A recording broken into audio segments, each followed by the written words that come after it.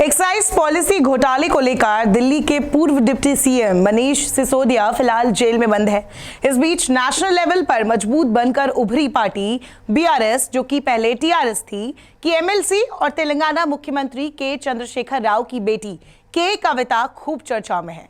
BJP के नेता तो दावा करते हैं कि सिसोदिया के बाद के कविता की गिरफ्तारी भी तय है, लेकिन दिल्ली शराब घोटाले से चर्चा में आने वाली के कविता कौन है? दिल्ली एक्साइज पॉलिसी घोटाले की जांच की सिफारिश उपराज्यपाल वीके सक्सेना ने जुलाई 2022 में की थी। तब से लेकर अब तक कई कनेक्शन जुड़े, आधे दर्जन से ज्यादा गिरफ्तारियां हुई। पंजाब, गोवा, साउथ की तेलंगाना, हैदराबाद, आंध्र प्रदेश और भी कई राज्यों के तार इस पॉलिसी से जुड़े पाए जाने के आरोप हैं। अब सिसोदिया के बाद गिरफ्तारी की तलवार बीआरएस एमएलसी के कविता के ऊपर लटक रही है। तेलंगाना के बीजेपी नेता जी विवेक वेंकटस्वामी ने दावा किया कि संभव है आगे स्कैम से जुड़े और गिरफ्तारियां होंगी। साथ ही बीआरएस एमएलसी और तेलंगाना के मुख्यमंत्री केसीआर की बेटी के कविता भी अरेस्ट होंगी। बीजेपी नेता ने आरोप लगाया कि बीआरएस लीडर ने आम आदमी पार्टी को पंजाब और गुजरात इलेक्शन के दौरान 150 करोड़ रुपए दिए थे। चाहे घोटाले के आरोप में जांच एजेंसियों की पूछताछ हो या फिर पार्टी को तेलंगाना से बाहर देश में फैलाने की प्लानिंग, के कविता लगातार चर्चा में रही। राजनीतिक विरासत में हिस्सेदारी को लेकर कविता के उनके भाई केटीआर से मतभेद की खबरें भी आ चुकी है। हालांकि उनके पिता के चंद्रशेखर राव ने दोनों बच्चों में जिम्मेदारियां बांट दी।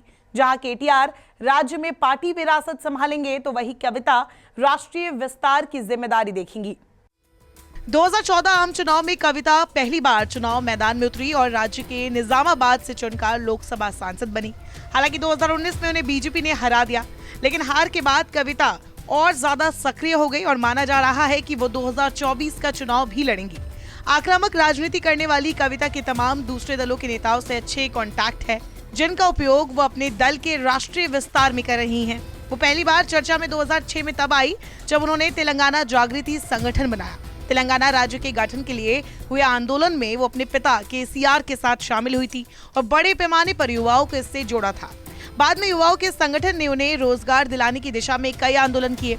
वो उस मूवमेंट के कारण आज भी युवाओं में लोकप्रिय बनी हुई है। कुछ वक्त पहले हुई पूछताछ में के कविता ने सीबीआई को अपने जवाब सार्वजनिक तौर पर दिए थे। कविता ने कंप्यूटर साइंस में इंजीनियरिंग की पढ़ाई की है। अमेरिका में मास्टर्स की पढ़ाई करने के बाद उन्होंने वहां कुछ दिनों तक नौकरी भी की, लेकिन वहां मन नहीं लगा और वो तेलंगाना लौटकर सार्वजनिक जीवन में शामिल हो गई। अब बात कर लेते हैं कि कविता और सिसोदिया कनेक्शन की। दिल्ली शराब घोटाले में बीते समय कई गिरफ्तारियां हुई, जिनमें हम बात करेंगे 2 गिरफ्तारी की। एक हैदराबाद के सीए बुच्ची बाबू गोरंटाला, जो तेलंगाना सीएम की बेटी के ऑडिटर भी थे। दूसरा मंगूटा रघु, जो वाईएसआरसीपी के एमपी मंगूटा श्रीनिवासुलु रेड्डी के बेटे हैं। यह आंध्र प्रदेश की पार्टी है। दोनों तेलुगु भाषी राज्य है।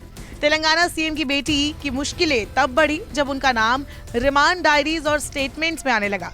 पिछले साल उनको सेंट्रल एजेंसी सीबीआई ने तलब किया था। उन पर कथित रूप से रिश्वत लेने जैसे आरोप है। सीबीआई की रिपोर्ट के मुताबिक आरोप है कि नए एक्साइज पॉलिसी के बनने और उसके इम्प्लीमेंटेशन दोनों में गड़बड़ियां थी। इससे आपसे जुड़े कई खास लोगों को फायदा हुआ। सीबीआई ने जांच में पाया कि नई पॉलिसी में लिकर होलसेलर का प्रॉफिट मार्जिन 5 से 12% तक बढ़ाया गया, जिसमें साउथ लॉबी का हाथ था, जिसमें कुछ नेता तो कुछ बिजनेसमैन शामिल थे। आरोप है कि पॉलिसी के लागू होने से पहले से लेकर बाद तक इन कुछ खास लोगों का अहम रोल था। इस साउथ कॉटल को घोटाले में रिश्वत से फायदा हुआ था। इसमें अधिकारी से लेकर नेता, ट्रेडर्स सब शामिल है। हालांकि आरोप है, अब देखना होगा कि आखिरकार के कविता पर लग रहे आरोप क्या वाकई सिद्ध हो पाते हैं। नमस्कार, मैं हूं मानक गुप्ता।